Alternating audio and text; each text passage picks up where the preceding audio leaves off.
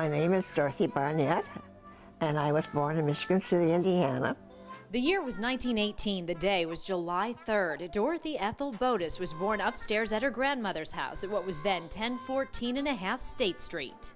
My parents were Eugene and Juliana Botus.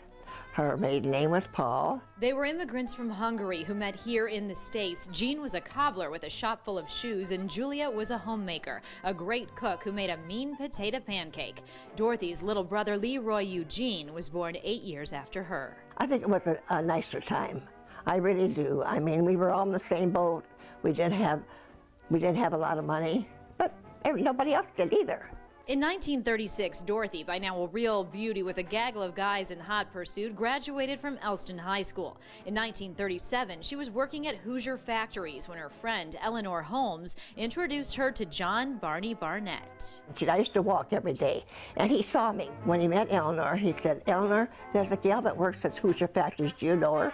Do you think maybe there's a way I could meet her?" And she said, "Well, I'll call her and see if she'll meet you." So she called me and she said, "There's a guy here that wants to meet you, and so he's going to call you." So I liked his voice on the telephone, so we went out and that was it. No one can thrill me like my baby can. He's such an extraordinary man, king-size papa. Barney was a smart and handsome man, 5 years older than Dorothy, an athlete, and the first guy at Elston High to have a Model T. He paid $35 for it.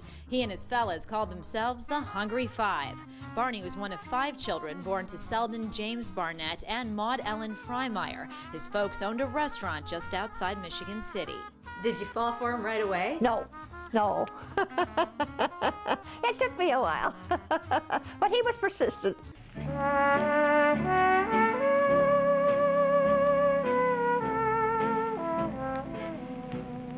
It wasn't long before Dorothy and Barney were spotted together all over town. Here's Dorothy and Barney with their friend Wendell, who married Dorothy's friend Eleanor in 1937 after Dorothy introduced the two of them. Then in 1940, Dorothy made the paper, the society page, because on August 10th, Dorothy Botus married John Barnett.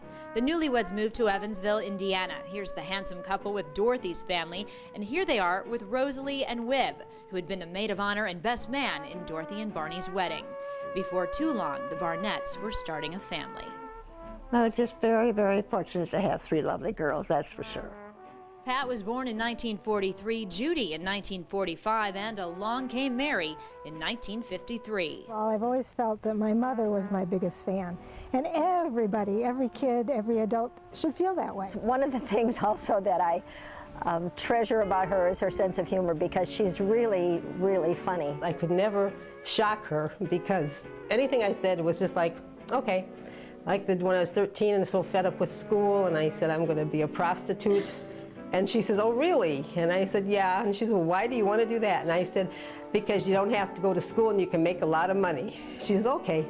And that was that. And it was just never brought up again. She never chastised me for that, and I just thought that was pretty funny. I could never say anything that would shock her, and I still can't today.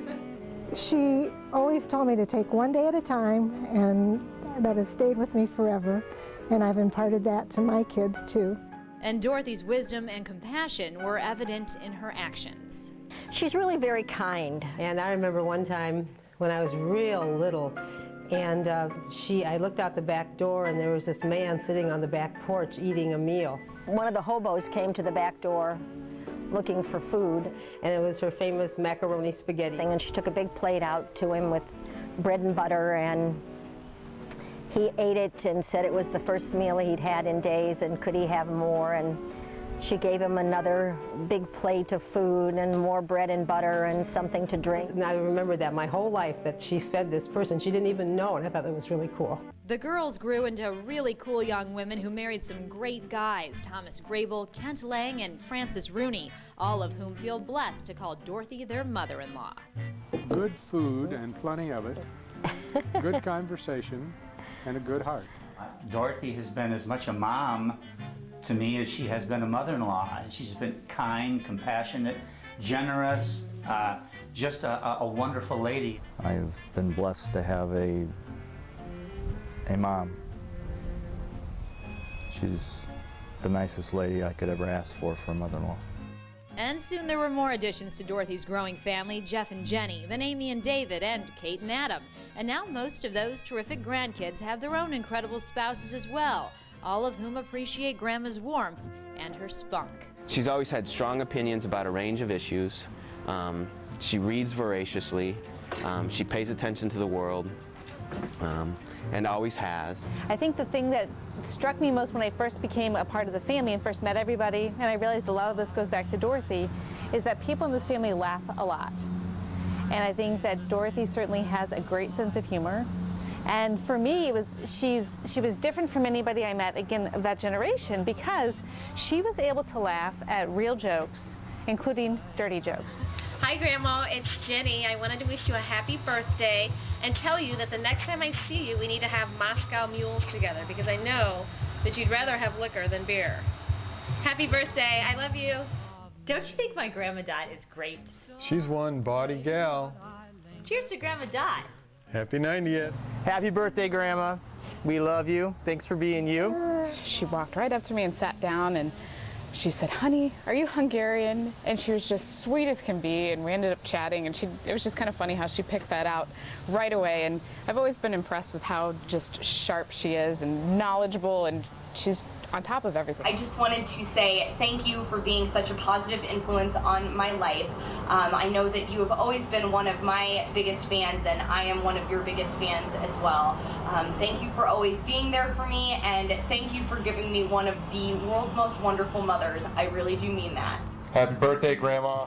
Have a Killians. You deserve it. I only wish to be that age and still doing the things that she's doing. I think she'll be around for a long time. We think so too, as Dorothy celebrates 90 years and a still growing family that now includes 3 great-grandchildren, Megan, Jackson, and baby Ryan, and a step-great-grandson, Alex. Happy 90th birthday, Grandma Dot. Happy birthday to you. Happy birthday to you. Happy birthday, dear Nana. Happy birthday to you and many more. Thank you.